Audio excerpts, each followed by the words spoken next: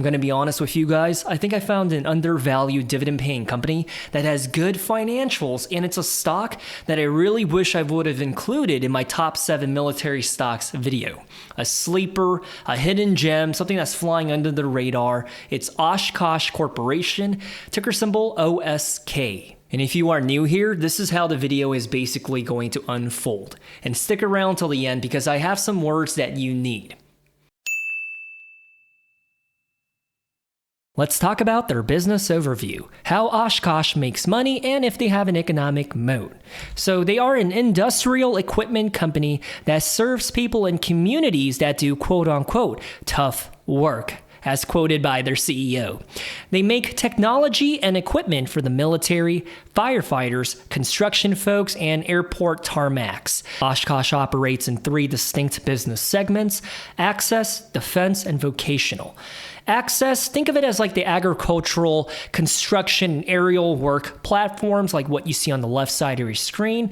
And in the middle, the defense segment, think about the military vehicles that they make and the EV fleet for the government network. The payers, Uncle Sam. And then all the way to the right, vocational. That's their fire trucks, recycling trucks for waste management companies, i.e. Republic Services, airport equipment, concrete mixers, and snow removal equipment. And check this out, the fire and emergency vehicles have a 3-year backlog worth of orders and demand from customers.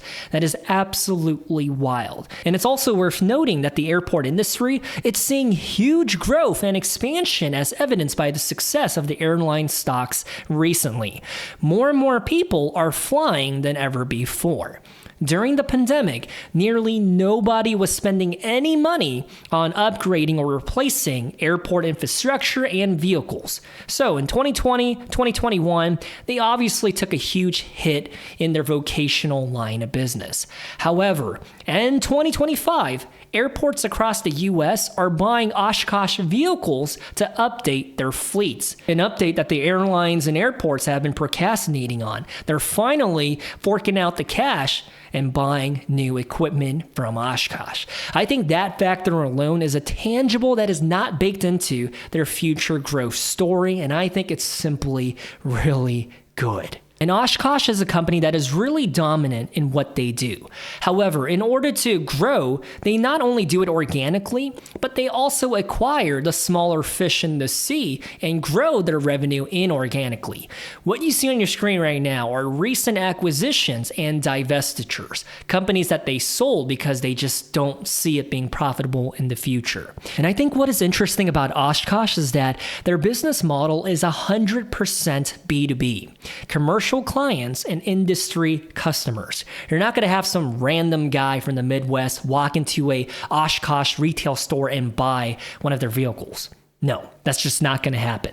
And if we learned anything from the Ford deep dive video that I just uploaded, B2B business model for vehicles is revenue rich with strong, stable demand, especially if your customer is the government and commercial contracts.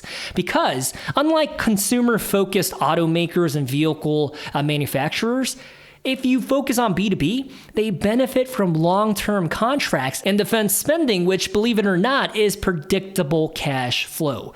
Well, not 100%, but it's a lot better than fickle consumers that can change their mind willy-nilly. And in terms of their game plan, Oshkosh is making a big pivot right now to incorporate autonomous functionality in all of their offerings, from fire trucks to recycling trucks to their military trucks. That's their big pitch and vision going forward. They want to make autonomous EV cars. They want to make autonomous equipment synonymous with the name Oshkosh. And to pull that off, they're actually changing their human capital priorities. Up until 2020, they were hiring more mechanical engineers than software developers because, after all, they're making, machinery and equipment and cars. But in 2025, that ratio is flipped. They're trying to create more software and technology to drive soft revenues in the future, at least in the next 5 to 10 years. They want to make that come to fruition rather than just sticking to a hard physical product. Again, In the Ford video, we learned that's a really good game plan because that strategy, that's what Ford is doing, it's working out really well for them. So to see it happen with Oshkosh, I'm bullish. And here in a little bit, we're going to go deeper into their financials, but Oshkosh has been experiencing a very big and a drastic drop-off in their free cash flow, at least in the past 12 months, because they're spending a crap ton of money on R&D for the EV technology. And you might be asking yourself, well, why is Oshkosh going so big on EV? Because alongside with Ford, Oshkosh is going to supply the United States Postal Service with 50,000 next-generation delivery vehicles, which is valued at $2.9 billion. But they're also trying to upgrade all of their traditional gas engine equipment to be EV friendly because that's what the customers want. Every company in the S&P 500 at least, they want to proudly proclaim that they are carbon neutral. So not only are they incorporating autonomous technology to their vehicles and equipment, it's also going to be ran on electricity, a battery, rather than gas and fuel. That's the vision in the future for them. Unfortunately for Oshkosh, anybody making a move into the EV space, they're going to experience a very huge blow in their margins and cash flow because the research, development, and operation in EV, very, very expensive up front. But once you get a winning formula, you see pretty good margins and returns as evidenced by Tesla, the business. Not Tesla, the stock, Tesla, the business. So how I see it is the CapEx is a necessary investment that sucks in the short term, but in the long run, it's going to pay dividends. Once they get that patent and technology and the manufacturing and the process down pat, it's going to be really good for them. In the short term, obviously, the free cash flow is going to take a hit and it's not going to look so pretty, but at least we understand what is going on. And about their post office contract, that's the bare estimate, 50,000 electric vans. However, the bull case is 165,000 vehicles over the next 10 years if the post office honors their agreement and contract as outlined in their recent 10K. And unlike a lot of the EV companies that were born during the pandemic and then went bankrupt, I can name at least 3 off the top of my head, Oshkosh has over 100 years of history in building vehicles and equipment. They are not new to the game. In case you think this is an IPO, SPAC, or a startup, you couldn't be further from the truth. And that's why they're producing and delivering the EVs the post office asked for. They're making good on their end of the bargain. The other players disappeared because they were all smoke and mirrors and they didn't know what the heck they were doing. You can't just pop up overnight and do what Oshkosh is able to do. Now, with all of that said, what are the arguments against Oshkosh? Well, number one is Doge coming in hot and cutting contracts for the defense segment. And I think that's a valid argument. I think a lot of investors on Wall Street that don't truly understand the military landscape like I do, check out my video, the top 7 military stocks, they think that Doge is going to cut all of the military spending, which is really stupid. Do you really think a cabinet that is all about America first and to make America great again is going to deprioritize and reduce the budget for the military and Department of Defense? No. Absolutely not. On paper, yes, they're reducing unnecessary spending on stuff that wasn't actually helping out the troops or our military power. Yes, that is happening. But when it comes to the equipment, the weapons, the aircraft, the submarines, absolutely not. The next 4 years, mark my words, I could be wrong, but I think we're going to double down and do historic levels of spending in order to make our military even more beefier than it is right now. I'm absolutely bullish on military stocks. If you want to know more and hear my logic explained out, watch that video. Number 2, the argument against Oshkosh is tariff implications. They imported $875 million worth of supplies and parts from Mexico, China, and Canada in 2024. It's a global supply chain in order to make their equipment and vehicles come to life. So if the trade policies get out of hand, their margins are going to be absolutely crushed. Once again, this is a very valid argument. And the third argument against Oshkosh is an economic downturn, because at the end of the day, every single one of their three business segments, very cyclical products. If there's an economic downturn, the need for more construction equipment is going to be decreased. The municipals will demand less waste management trucks and firefighter trucks, and as evidenced by the pandemic, if air travel is ever reduced, then so will the need to refresh airport equipment. Again, I think this is a valid argument and something to be mindful of and a concern to take into consideration. However, on the other side of the spectrum, when we think about the economic moat that is surrounding Oshkosh, well, number one, market position. They are the leader, or at least second, in market share for all of their products. Even if there's other people in their space, their brand and the partnerships that they have built with their clients give them the upper hand, especially against player number 3 or player number 4. And because of this, they don't have to spend a ridiculous amount of money on marketing or advertising because every customer knows who they are. If you are a firefighter department and you need a new truck to be replaced in the next year or so, you're gonna go to Oshkosh. And then number 2 is their diversified portfolio. And what I mean by this is they have diversified source of revenues to mitigate the impact of market cycles that we just talked about. If they only did and sold construction equipment, then in a recession they would absolutely struggle. However, in the case of Oshkosh, they also have the DoD vehicles that they make for our US Army and Marine Corps. And number 3, I'm going to admit this is weak, but it's the management team. When I think about the CEO, John Pfeiffer, and other senior leaders based on my evaluation on how they handle setbacks, their vision, and strategy as outlined in their 10K and their interviews on public outlets, they don't run marketing campaigns. They don't waste money when they don't have to.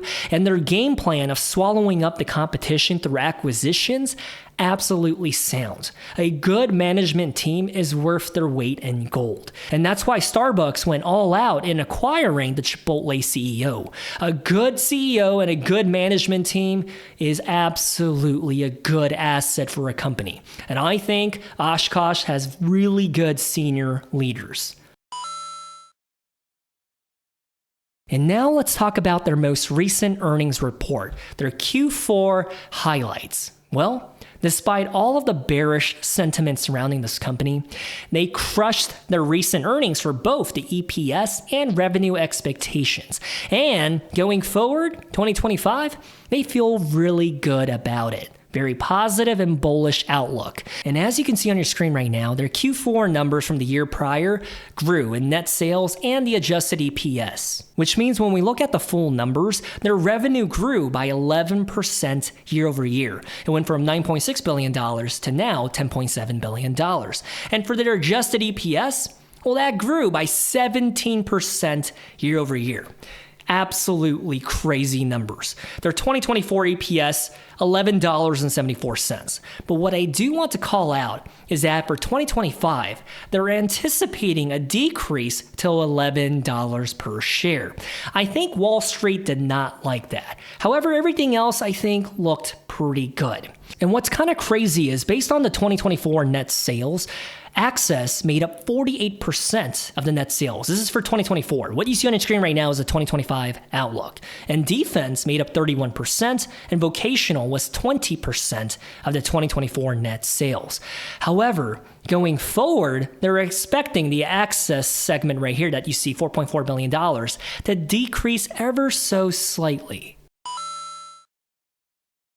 And now we're going to take a look at their financials, fundamentals, and metrics. First on the board is going to be the market capitalization. And as of right now, it is $6.07 billion. And check this out. This is what is absolutely wild about Oshkosh. Their revenue for the past 12 months, well, it's $10.7 billion. So their revenue, their top line, is higher and bigger than their market cap. And their revenue was a growth of 11.1% year over year. And Based on what I saw from their pattern of their revenue, it has been going up and to the right. Thank you, Jonathan Kelly. I love that phrase. It's been growing in the right direction for the longest time. In 2020, their revenue was actually $6.8 billion. So this is a company that is continuously finding ways to grow their top line year after year. You'll love to see it. A double-digit growth, Oshkosh. And as we just learned, their revenue is bigger than their market cap. So when we look at their price to sales ratio, it's going to be a very low number. It is, in fact, 0.57. Now, when you have a number less than 1 or 1.5, a low ratio, it tells us that the company in question is either going to be undervalued or that they have weak growth, their numbers are really bad, and they have a poor outlook and a future ahead of them. However, as we can see by their revenue picture, their growth has been pretty amazing. So I'm leaning towards the former. This is a company that is, in my opinion, undervalued based off of 3 metrics so far. And the next thing that we're going to be assessing is their trading multiple, the PE ratio. And as of right now, it is a single-digit number of 9, which is crazy. Because even according to their own standards, they are undervalued once again. Because historically, their trading multiple, at least for the past 20 years, has been 15.9. So this is a company that doesn't really go into the balloon park numbers of like a PE ratio of a 40 or a 50, usually around 15 to 18. But to have it at a 9 right now, that is absolutely bonkers and lowballing. Let me just tidy up the slide right here, delete some of that. Now it looks a little prettier. And the next metric that I'm going to be considering is their earnings per share. I care about the EPS because it tells us the company is improving its net income per share. And the net income is the profitability and all that jazz. We want to see it growing or increasing year over year, just like the revenue picture. And their EPS right now is $10.41. That is amazing. That is a pretty profitable company, which was a growth of 13.7% year over year. So far, so good. Wouldn't you agree? And then let's look at their debt situation. There's many different ways to do it. You can compare their balance sheet, cash and cash equivalents on hand to that of their debt, the debt to the equity. However, what I like to do is look at the debt to EBITDA ratio. Based on their current earnings, how many years would it take if nothing else were to change for them to pay off all of the debt and loans and leverage that they have? I think it's a good metric for us to assess whether or not the debt that they have is manageable or if they're drowning. As of right now, their total debt is $1.2 billion. And their EBITDA, this is where it gets a little wild. Because their EBITDA, their earnings before interest, taxes, depreciation, amortization, well, that's going to be also $1.2 billion. But to be precise, that's $1.267 billion. So I can tell you right now that the ratio that it's going to spit out is going to be pretty darn good. As a matter of fact, the ratio is going to be 0.97. And just as a reminder, 3 is the golden standard. If a company has a debt to EBITDA ratio of like 3.1 or 2.8, that's solid. That is good. To have it less than 1 is absolutely phenomenal and something that I usually only see with high growth tech companies such as Microsoft or Google. But for Oshkosh to be posting a 0.97, everything on the left-hand column so far, I am just pleasantly surprised. And as a reminder, I am not invested into this company. So before you think I am biased and you call me a snake, by the way, the other day, someone called me a rat after I posted my Ford stock analysis video. And I was like, man, it's been about 15 and a half years since someone has called me a rat. And I'm like, man, I don't own any shares of Ford either. I don't know why he thought I had an agenda or I'm trying to pump the stock. But yeah, I was referred to as a rat, a snake oil salesman. And the reason why I was called a rat, 15 and a half years ago is because at the military academy that I went to, during the indoctrination process, when you're a freshman, you're referred to as a rat, the most degrading form of label you can give someone. They're smelly, they're undesirable, they're considered a pest. I was referred to as a rat for about 6-7 months of my freshman year until we broke out. We got recognized as cadets. Anyways, I don't own any shares of Oshkosh, so before you think I'm biased, there's my disclaimer. And their operating margin to assess how much profits they make based off of their operations, right now, that is 9.42%. I would argue that is really healthy and that is a good number. Year over year, that's an increase of 8.6%, not dollars, 8.6%. Ideally, in a mature company like Oshkosh, I don't expect their operating margin to be growing year over year. Rather, if I see it maintained at a steady level of like 5% year over year consistently, I would be a happy camper. But to see their operating margin increasing, I'm kind of taken aback. I'm like, dude, this is really good. That means they're finding ways in order to do their operations in a more efficient and optimized manner. They're saving money where they can, or they're able to increase their output without having to pay more money. I think this is a really good thing. Let's just tidy up the box right here. We don't need that extra space. And then the next metric that we're going to be looking at is share buybacks. We want to know, is the company issuing more shares and diluting the shareholders, or are they buying back shares? And I think this is their first demerit, their first blemish. In the case of Oshkosh, the answer to the share buybacks question is yes and no. In 2012, it is worth calling out that they had 92 million shares outstanding. That's it. Their float, publicly available, is really small. However, as of right now, it is 66 million shares outstanding. And that number has been constant since 2022. So if you do the quick math, you would know that since 2012, they did buy back about 30 million shares, but in the past 3.5 to 4 years, they stopped doing it. And that's because they're using the extra cash on hand for the EV endeavors rather than share buybacks. And I think that's a good decision, tactical decision from the leadership. I support it. Because why buy back the shares when you know you need the extra cash to be blowing it towards R&D? If you keep doing share buybacks and take out loans to finance the R&D projects, then I would take a pause and be like, okay, that's a poor decision, guys. Let's just stop and think about this for a second. But I think they made the right call. And when we think about their 365-day stock price fluctuation, you know how sometimes it goes up, sometimes it goes down? Well, the highest price that they reached in the past 1 year was $127.98. As of right now, filming this video, they're somewhere around $94, $95. Depending on when you watch this, they could be a little higher, they could be a little lower.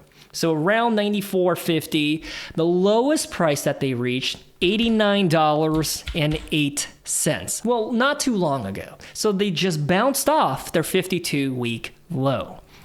And now we're going to be taking a look at a technical analysis indicator. And that's going to be the 200-day moving average. What is the average price of Oshkosh in the past 200 trading days? Well, that's $103.28. So it's below the 200-day moving average by negative 8.9%. Meaning, if you look at it from a technical analysis perspective, they're on a discount by 8.9%. Simplicity's sakes, by 9%. And when we think about their performance, because believe it or not, what am I trying to do here? It's looking worse. We'll just leave it as it is. Okay, now it looks better. For me, I think performance matters. It's not enough just to buy into a company that has a good, juicy dividend yield or a company that is increasing their free cash flow. Like, those are good metrics, but I think the sum, the output, the results matter. because we, as retail amateur investors, we invest into companies that we believe in because they have the potential to compound our money, turning our initial investment from like $100 to that of like $200 in a matter of like 2, 3, 4, 5 years. Right? So when we think about their performance for the past 20 years, their compound annual growth rate, like what is the rate of return you would have gotten on your money with the dividends taken into account? Year over year, your money would have grown at a rate of 5.49% for the past 20 years. Now, as a benchmark, when we compare it to the market, because that's what we as amateur investors use as like the standard, did we beat the market or did we underperform the market, which is the S&P 500? Well, in the exact same time period, the S&P 500, their CAGR was 10.16%. So unfortunately for Oshkosh, they did underperform the market in terms of a total return perspective, which is kind of surprising because they're crushing in everything else, but their stock price is not performing the way it should based on their fundamentals, metrics, and numbers. And I think it's one of those examples of a company that is crushing the business, but in the stock market, they're not exactly crushing it. Anyways, because this channel's name is Dividend Compounders with Cheese, I do in fact like dividend paying companies. So the next set of metrics is going to be revolving around their dividend profile. So as of right now, for each share of Oshkosh that you own, you get paid $2.04 a year in dividends, which I think is pretty good given their price of about $94.50, which means the dividend yield is 2.17%. Again, depending on when you watch this, the dividend yield could be higher or a little lower because it depends on the stock price. And I think the dividend yield being 2% is below my standard. I want to see at least 3% in a dividend compounder with cheese, but 2%, not too bad. I think it's decent if it's growing at an exponentially high aggressive rate and if it's sustainable. And that's what we're going to figure out right now. The payout ratio.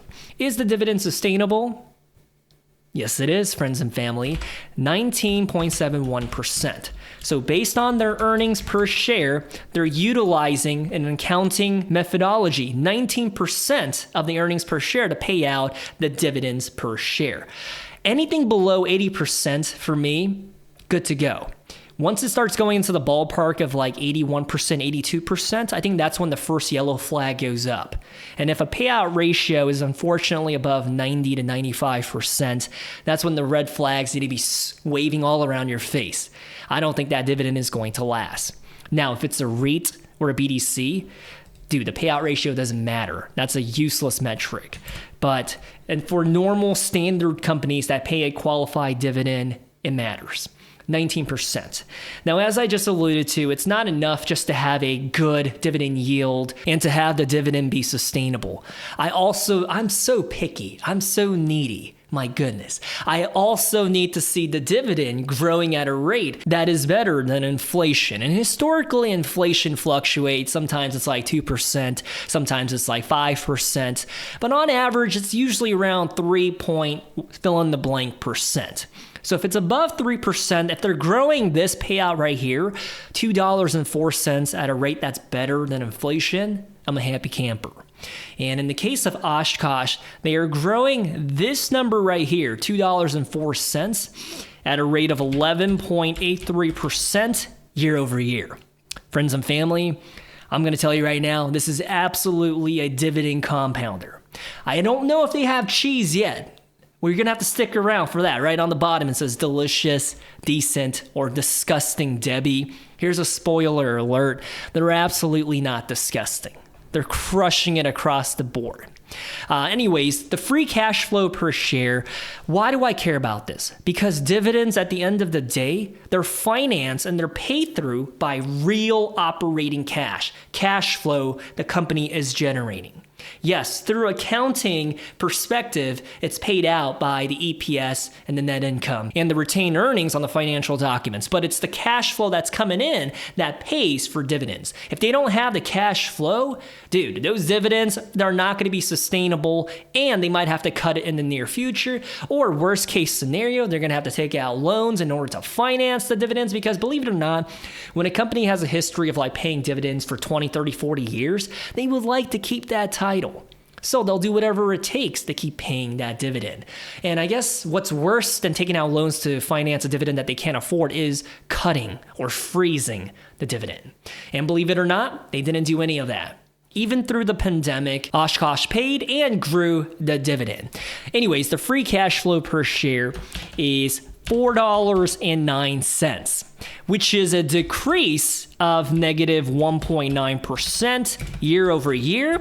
However, I still think this is a very healthy and a good free cash flow per share. When we break it down to the share level, that way when you're evaluating a business to a peer or to another potential investment, it's easier for you to be like, okay, company A is generating $5 of free cash flow per share, where on the other hand, Oshkosh is generating $4.09 per share. So when you look at it from a per share perspective, it allows you to assess and to make a conclusion on who's doing better in terms of generating a free cash flow for their company's operations and the shares that are outstanding. And it also matters because it dictates the PE ratio and the market cap. So although it did go down by negative 1.9%, I don't think it's too alarming, because the company is utilizing their free cash flow for their EV future.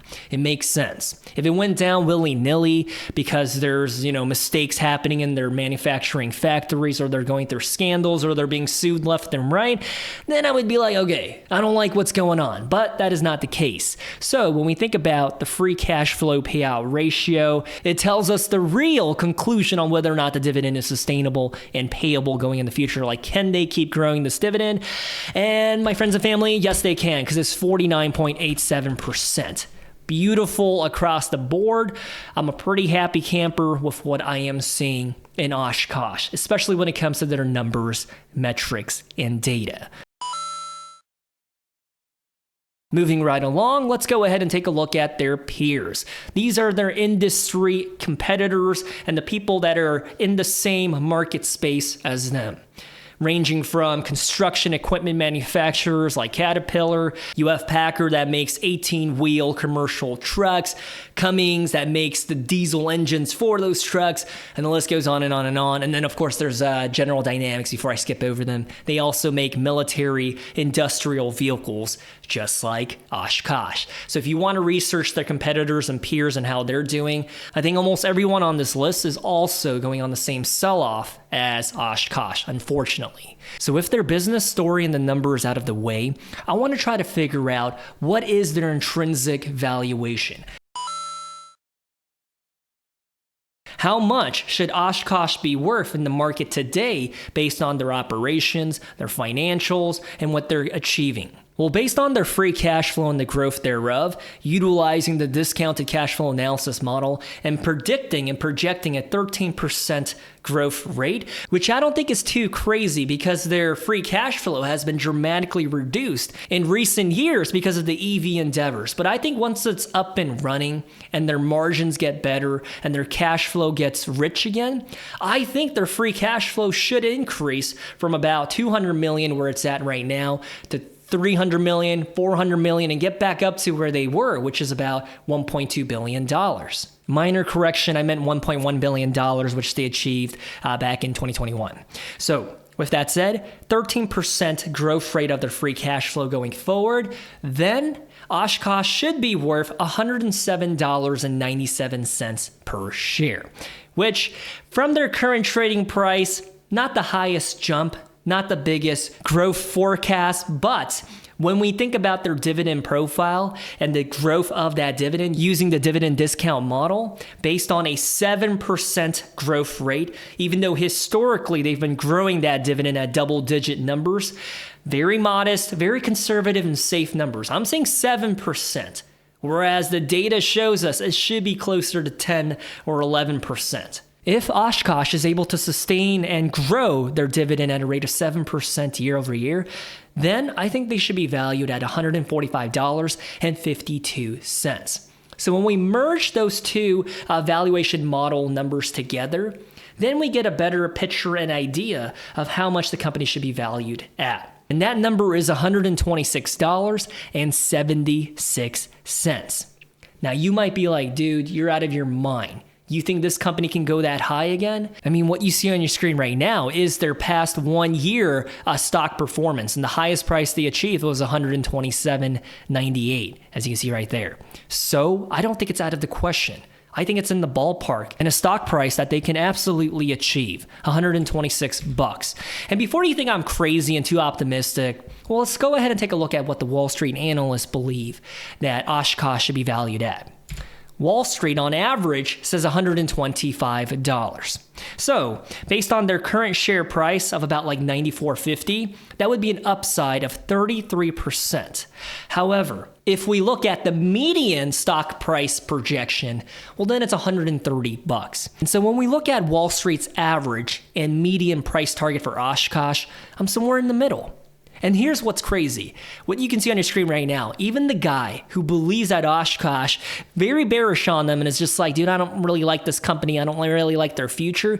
Even he thinks that Oshkosh is undervalued right now because he's saying, dude, this company should be at least 105, which is an upside of 11% from their current share price. The guy who's super bullish, his nipples are jacked to the tits, he thinks Oshkosh should be 160. I don't agree with him based on my research, homework, and analysis, because if he's right and Oshkosh does go up to 160, that's an upside of 69% from today, which would be bonkers and crazy, and they would absolutely have that cheese attached to the dividend compounder title. So with all of that out of the way, then what is a good price to jump into Oshkosh? Let's say I'm eyeballing them and I want to know what's a good price to pay for them, because I don't want to just overpay or buy into Oshkosh at any willy-nilly price. Well, I think 108 is a really good price to buy shares of Oshkosh, which, mind you, they're way below that right now. I think a bargain price to buy into Oshkosh based on their intrinsic valuation and their future projections, 102.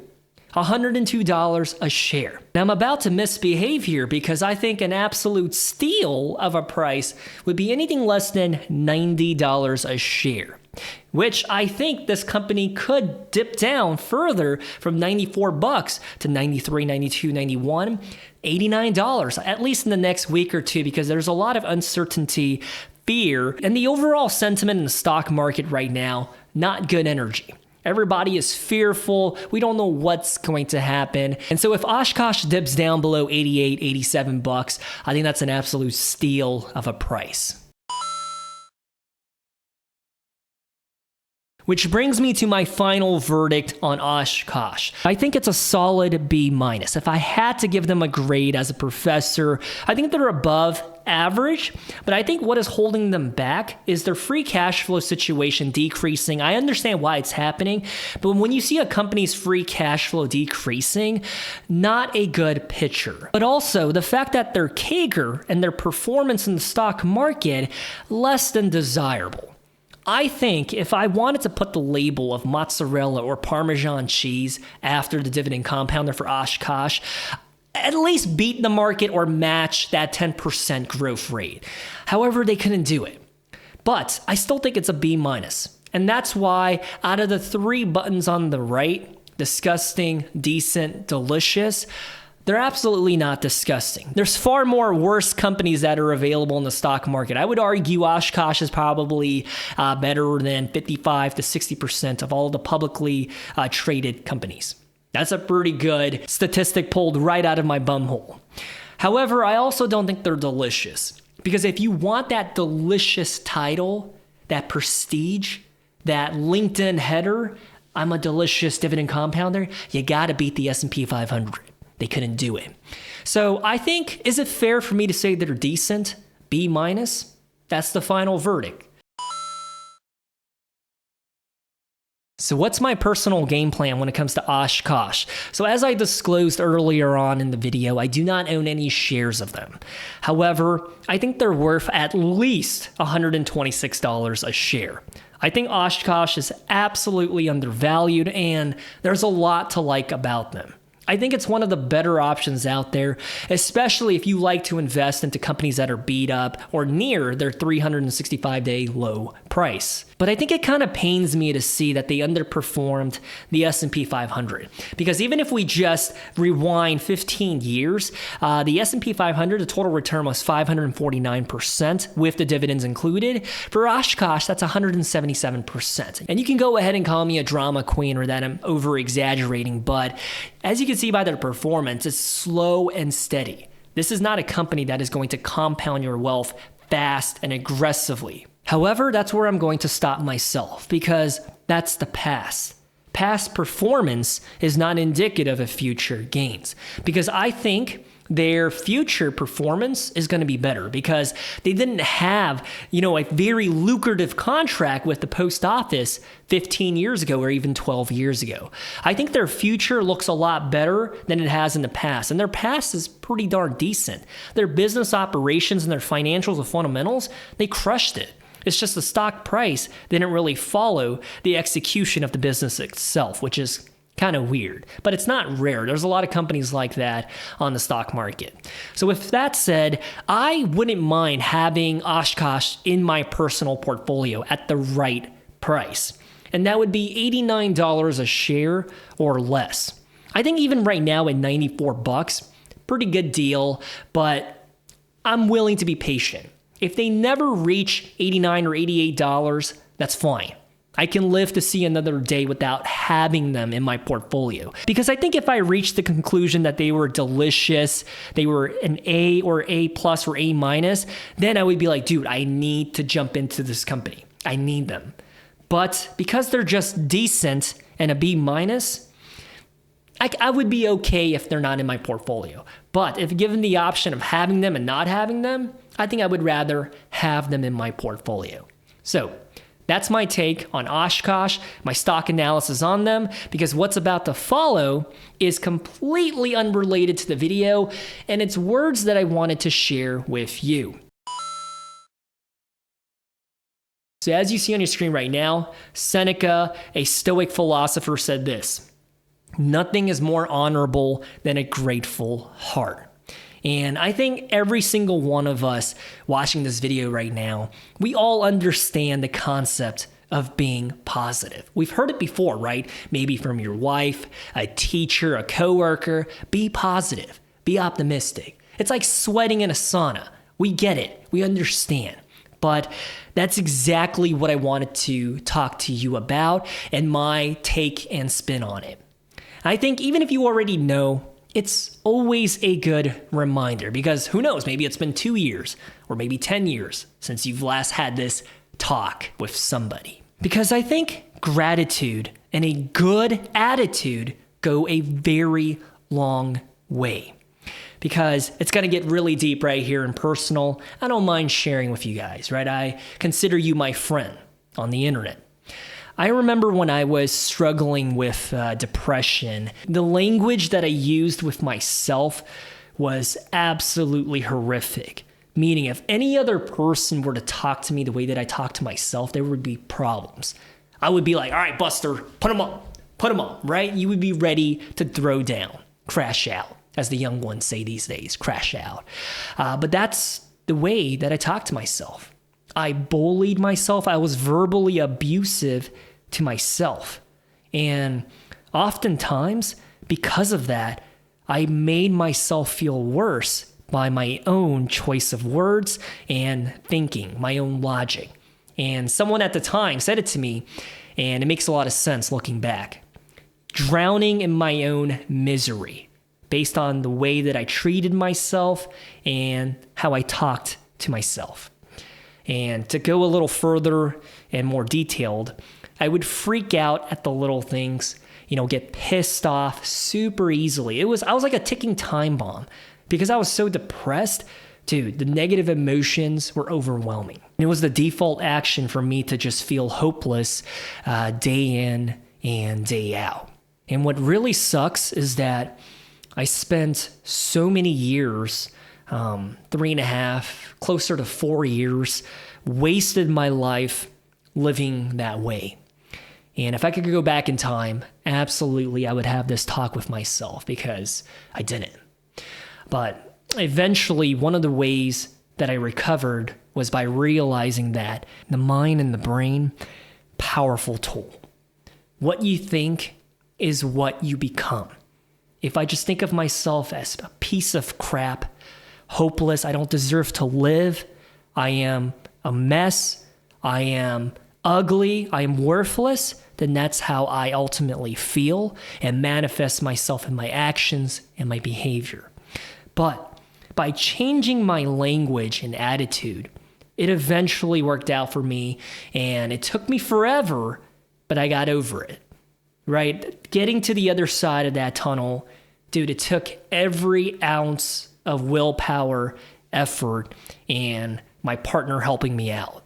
It was tough, but now I'm on the other side of it, and that's why I'm able to say this to you right now, right? It's kind of like survivor's bias. I forgot what the psychological term is. And what I'm saying is not a huge, drastic, crazy change. I'm talking about the little things, right?